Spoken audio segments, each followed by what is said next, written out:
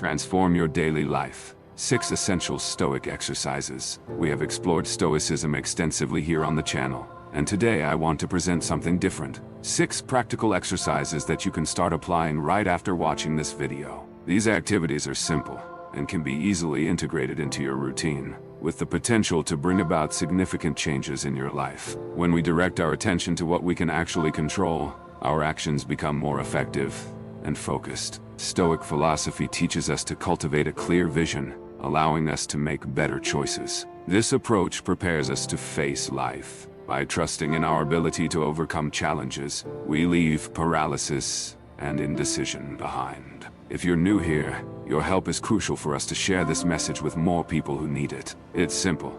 Like this video, subscribe to the channel, and leave a comment on how the exercises have impacted your life, or how Stoicism has influenced your daily routine. Now, let's move on to the first exercise, reinterpreting small disappointments. This exercise involves seeing our daily problems as mosquito bites. One single bite can be a mere nuisance, but multiple bites can become quite irritating. Similarly, we often face small setbacks that, when added up, can create a significant emotional burden, leading to distress and dissatisfaction. Stoic philosophers encourage us to reconsider these little daily frustrations to prevent them from accumulating and robbing us of the joy of life. The proposal is to change the way we view these challenges, recognizing that, while legitimate, they can be re-evaluated so they don't become an excessive weight. This new perspective helps us realize that many of the obstacles we face are minor compared to the challenges humanity has confronted throughout history. For a long time, people lived without the comforts we have today.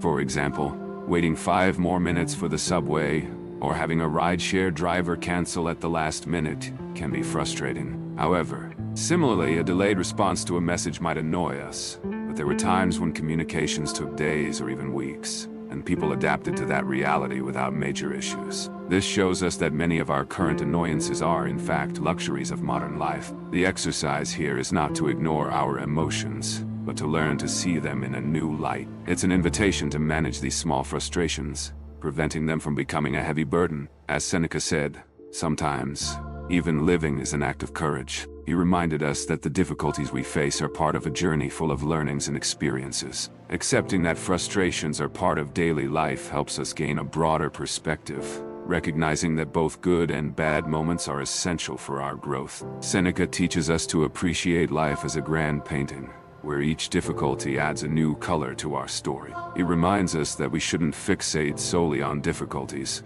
but rather understand that they are part of a greater journey, filled with lessons and victories. Thus, we not only face challenges but also evolve with them, making our lives richer and more meaningful. Second exercise, choose a virtue. Courage, temperance, justice. Marcus Aurelius, the renowned Roman emperor and philosopher, stated that if anyone were to find something more valuable than these virtues, it would be something truly extraordinary. For Stoics, every challenge we encounter is an opportunity to practice these virtues. The second exercise proposes that you choose one virtue to focus on each week. Start by selecting a virtue and dedicate yourself to practicing it intensely throughout the week. For example, if you choose courage, begin with simple actions that embody it, such as waking up earlier to exercise or preparing a special breakfast for yourself. It doesn't have to be something grand.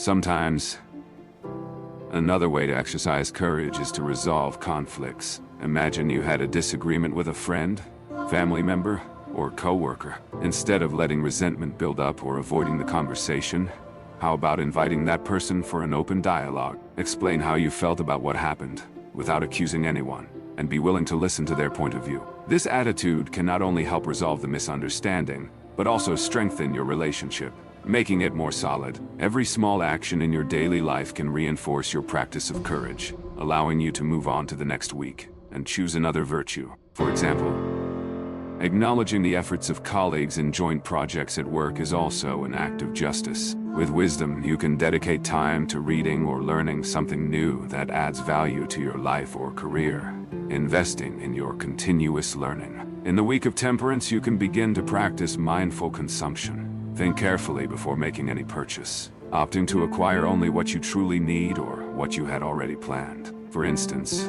when you spot a pair of sneakers you desire at the mall, take a moment to reflect on whether you really needed another pair, or if the purchase fits into your monthly budget. This pause to think helps avoid impulsive purchases that can disrupt your finances and lead to the accumulation of unnecessary items. Practicing temperance also extends to managing your time, setting clear boundaries between work and rest, ensuring you have quality moments to relax and recover. Each week you can progressively work on your personal development, focusing on one of the 4 Stoic virtues: courage, temperance, justice, and wisdom. For Stoics, courage goes beyond physical bravery. It is about having the strength to face adversity. Temperance involves the ability to control oneself and avoid excesses, whether in food, work, finances, or leisure. Justice relates to treating everyone fairly and honestly, being kind and just to others. Finally, wisdom refers to the prudence and intelligence we apply in our daily lives, helping us make wiser decisions. Together,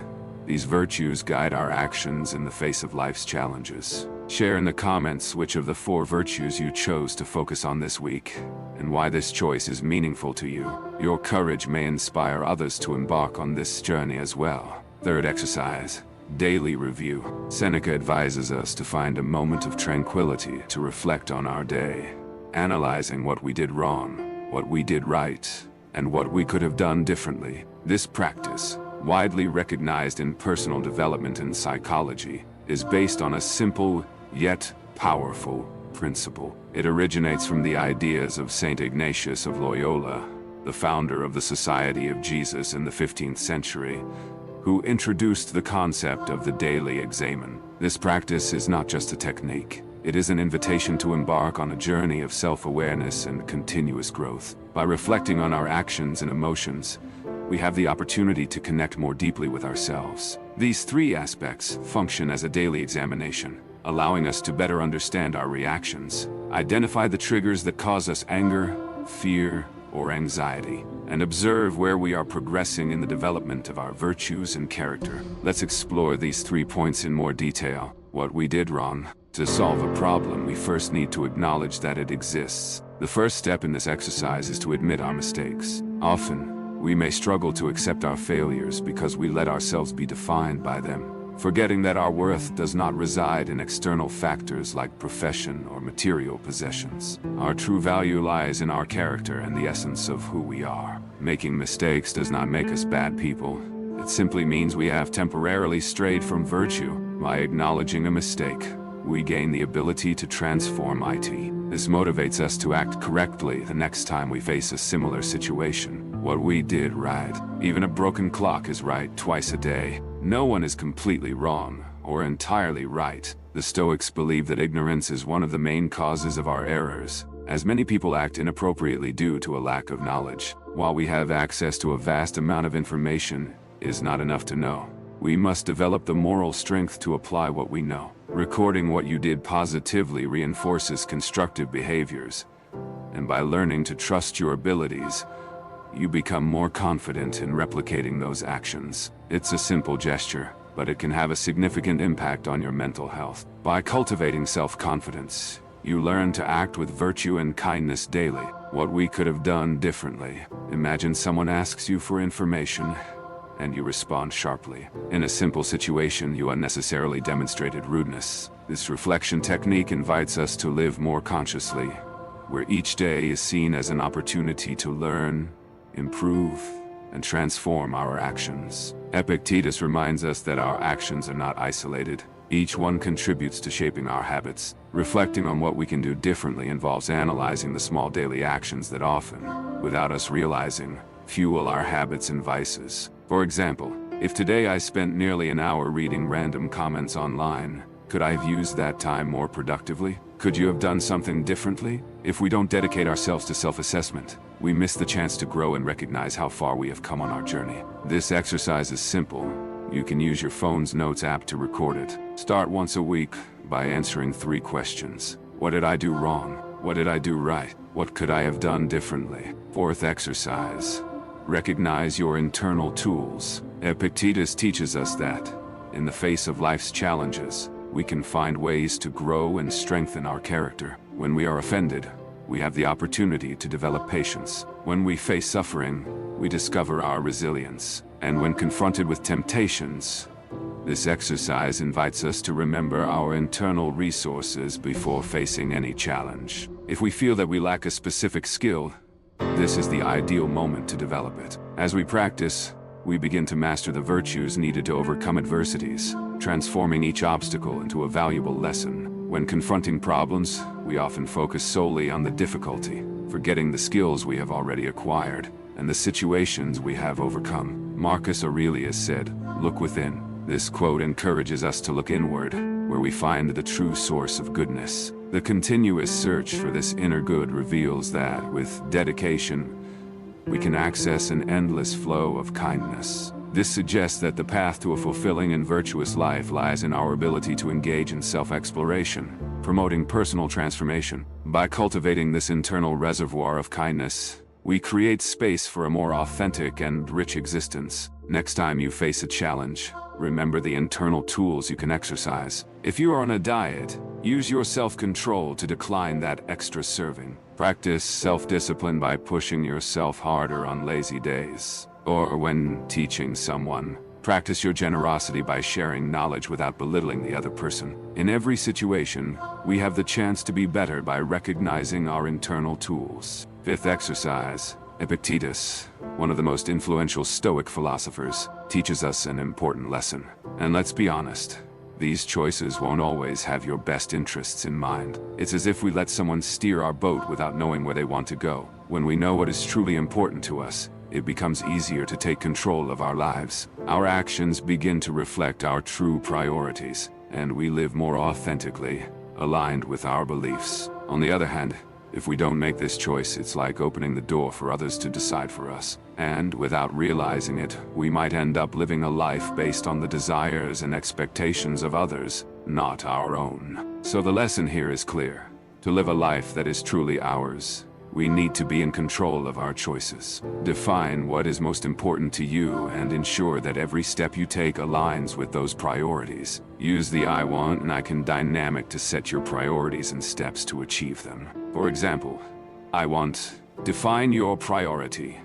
I can, define your actions. The same applies to other areas of your life. For example, I want a promotion at work. I can dedicate more time to the project. What you want defines your priorities, and what you can are the actions you can take. In this way, we become the true captains of our destiny. This can be the first step toward a life lived with more purpose, passion, and joy. We can only put our lives in order when we start to act. As Marcus Aurelius wrote in Meditations, stop talking about what a good person should be, and be one. Sixth exercise.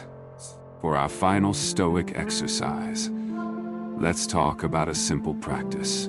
This simple exercise has the power to completely transform the way you live. By asking ourselves this question, we begin to look at our daily commitments, identifying what truly has value for us. This questioning process acts as a filter, helping to highlight what is genuinely relevant, encouraging the choice of activities and experiences that fulfill and enrich us. Suddenly, those hours spent on meaningless tasks or procrastinating on social media may seem less objective and specific. On the other hand, moments spent with friends, family, or engaging in self-care, or that hobby you always put off gain new importance. This is not just a thought exercise. It's an invitation to live a more authentic and meaningful life. By choosing each day as if it were the last, you begin to do more of what you love, what makes you feel alive. This exercise not only raises awareness about how we spend our time, but also encourages reflection on our life decisions and priorities. The Stoics referred to this exercise as Memento Mori, where each day they gained awareness that life was not eternal and discovered the ideal way. The idea behind Memento Mori is to encourage us to live each moment with more meaning and purpose, aware that our time here is limited. This awareness guides us to focus on what really matters, steering us to live according to our deepest values and avoiding distractions or procrastination. When we remember that our life is finite, we are motivated to make each day a true expression of who we really are, valuing every moment we have. Each of these exercises is a powerful Stoic practice, and by applying them in our lives, we are planting seeds of growth and transformation. And that's what we reap: a life more aligned with our true priorities, and an existence lived with greater purpose. If you've made it this far, comment gratitude. Your feedback helps us create even more relevant content and transform. Feel free to check out the recommended videos on Stoicism. We've covered various details that can be useful in your journey. Don't forget to like, comment, and subscribe to the channel. This gives us the opportunity to continue creating quality content, and YouTube recognizes that this type of material is relevant, allowing you to reach more. May God bless you. Stay in peace, and thank you very much for watching. Until the next video, friends.